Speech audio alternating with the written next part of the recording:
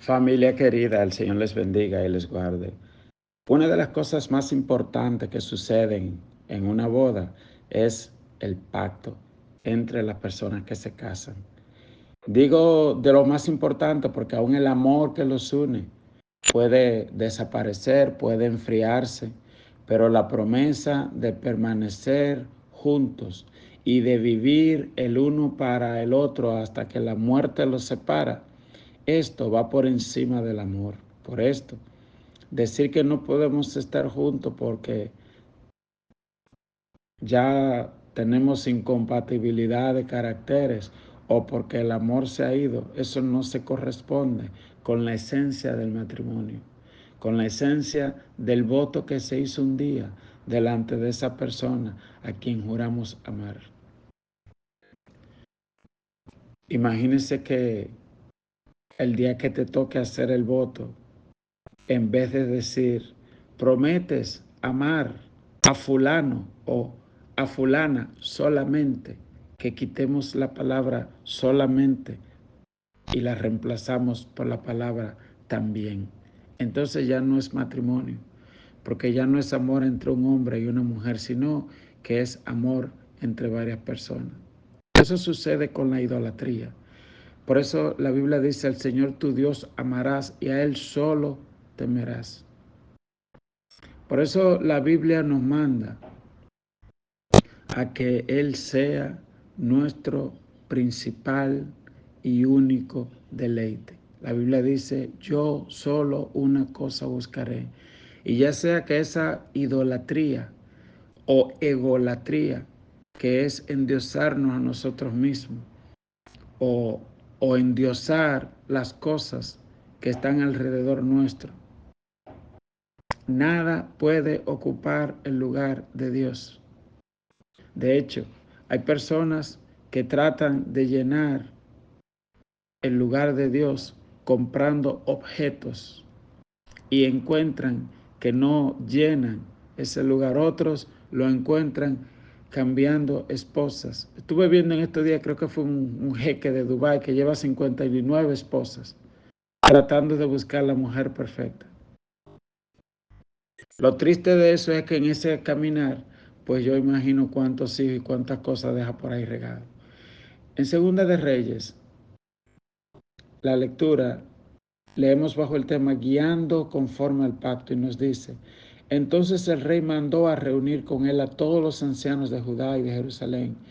Y subió el rey a la casa de Jehová con todos los varones de Judá y con todos los moradores de Jerusalén, con los sacerdotes, profetas y con todo el pueblo, desde el más chico hasta el más grande. Y leyó, oyéndolo ellos, todas las palabras del libro del pacto que había sido hallado en la casa de Jehová. Es decir,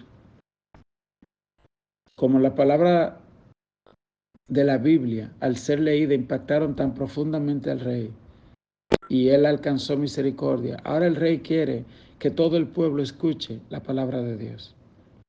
Muchas veces nosotros nos conformamos con ir a la iglesia o leer la palabra, pero no instruimos a nuestros hijos en la palabra, no le enseñamos a orar.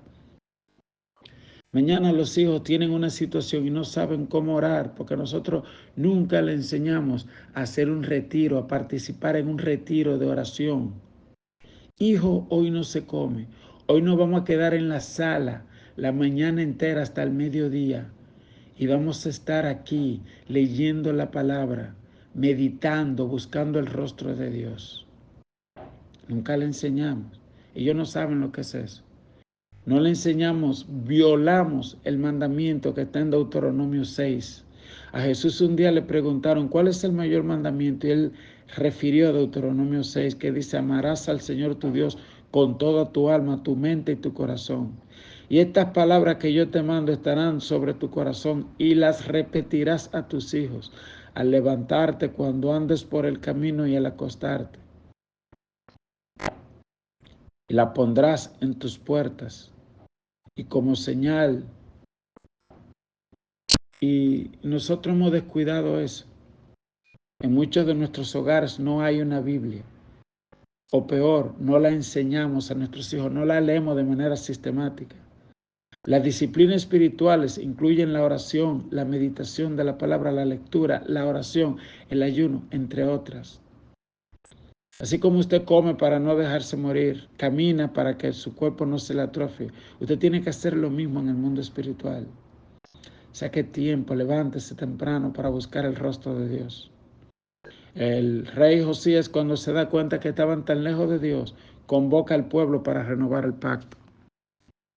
Cuando usted lee en el libro de Jeremías, encontrará que aunque el pueblo hizo pacto aquel día a escondidas, muchos de ellos estaban tratando de restablecer el culto a Baal, la idolatría. Vamos a continuar leyendo. Dice el verso 4, y poniéndose el rey en pie junto a la columna, hizo pacto delante de Jehová, de que irían en pos de Jehová y guardarían sus mandamientos, sus testimonios y sus estatutos, con todo el corazón y con toda el alma, y que cumplirían las palabras del pacto que están escritas en aquel libro. Y todo el pueblo confirmó el pacto. Entonces mandó el rey al sumo sacerdote Hilcías, a los sacerdotes de segundo orden, a los guardianes de la puerta, que sacasen del templo de Jehová todos los utensilios que habían hecho para Baal. Oiga qué mezcla. En el templo de Dios habían metido los utensilios para Baal, para Acera y para todo el ejército de los cielos, y los quemó fuera de Jerusalén en el campo de Cedrón, e hizo llevar las cenizas de ellos a Betel, y quitó a los sacerdotes idólatras. Aquí se traduce como sacerdotes idólatras. Los sacerdotes idólatras de Baal eran hombres homosexuales. Y también por un lado estaban hombres homosexuales y por el otro lado estaban también el culto del lesbianismo.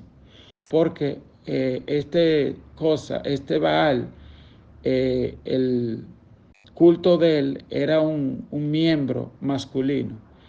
Era la promiscuidad sexual. Los sacerdotes se vestían de negro. Y entonces ese culto se estableció dentro del mismo templo que Salomón había edificado.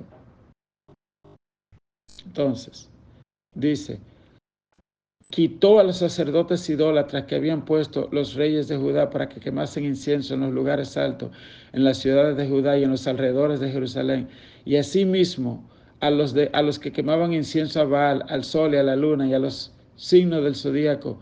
Usted sabe que hay gente que son evangélicos, dice que son cristianos, y leen el horóscopo y las cartas y todo eso. Usted es un brujo o una bruja. Si usted anda haciendo eso, usted anda en brujería y hechicería, arrepiéntase. Y dice el verso 6, hizo también sacar la imagen de Acera fuera de la casa de Jehová, fuera de Jerusalén, al valle del Cedrón, y la quemó en el valle del Cedrón, y la convirtió en polvo, y echó el polvo sobre los sepulcros de los hijos del pueblo. Además, derribó los lugares de prostitución idolátrica que estaban en la casa de Jehová. Estos son los famosos sacerdotes de Baal. Prostitución idolátrica. En la versión en inglés dice más claramente homosexualidad idolátrica, porque así era que a Baal lo adoraban. Entonces, dice prostitución idolátrica que estaba en la casa de Jehová, en los cuales tejían las mujeres tiendas para Acera. ¿Ok? Entonces habían gente que se prostituían para Baal y las mujeres para Acera. Y esos eran los cultos que hacían. E hizo venir todos los sacerdotes de las ciudades de Judá y profanó los lugares altos donde los sacerdotes quemaban incienso, desde Jeba hasta Berseba, y derribó los altares de las puertas que estaban. Para que ustedes entiendan, lo que él hizo fue que las cenizas de esos ídolos que él derribó, las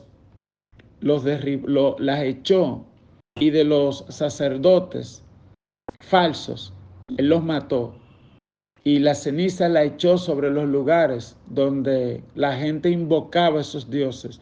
Con la ceniza de muerto, él lo que hizo fue que desecró esos lugares de adoración para que la gente no vaya a esos lugares. Es decir, él hizo un corte radical y nos muestra a nosotros lo que debemos hacer con todo lo que nos aleja de Dios. ¿Ok? Y dice la Biblia, pero los sacerdotes de los lugares altos no subían al altar de Jehová en Jerusalén, sino que comían pan sin levadura entre sus hermanos. Dice aquí que a pesar de todo el esfuerzo que él hizo, hubo una parte que no se cumplió, que es que Dios había instruido que ellos tenían que ir a la casa del Señor y no que cada cual se quede en sus lugares, porque Dios le había dicho 3 veces al año, todo el pueblo tiene que subir a Jerusalén, pero ellos también lo hacían a su manera. Que el Señor nos ayude a hacer las cosas como manda la palabra, como manda la sabiduría eterna y no como nosotros las entendamos. Que instruyamos a nuestros hijos, a nuestra casa, a nuestra familia en la palabra de Dios. Siempre recomiendo la Biblia Reina Valera 1960. Cómprela. Enséñale a sus hijos el libro de Proverbios. Dígale, hijo, cada día te lees un capítulo. Por ejemplo, hoy estamos a 13. Le toca leer ese capítulo, Proverbio 13. Y que se lea el Salmo 13 también. Y que se lea un libro del Nuevo Testamento. Así que es una buena forma. Le hace uno del Antiguo o dos del Antiguo Testamento y dos del Nuevo Testamento. Le hace de Mateo, Marcos, Lucas, Juan, Hechos, Efesios. Esos libros le hace. Le hace Salmo, le hace Proverbio. Le hace los primeros 5 de la Biblia, Génesis, Éxodo, Levítico, Número, Deuteronomio. Le hace el libro de Ruth. Las mujeres tienen todas que leerse el libro de Ruth, de Esther, para que conozcan cómo Dios usaba a la mujer en la Biblia. Dios te bendiga y que tengas un día feliz y productivo y que te consagres para Dios.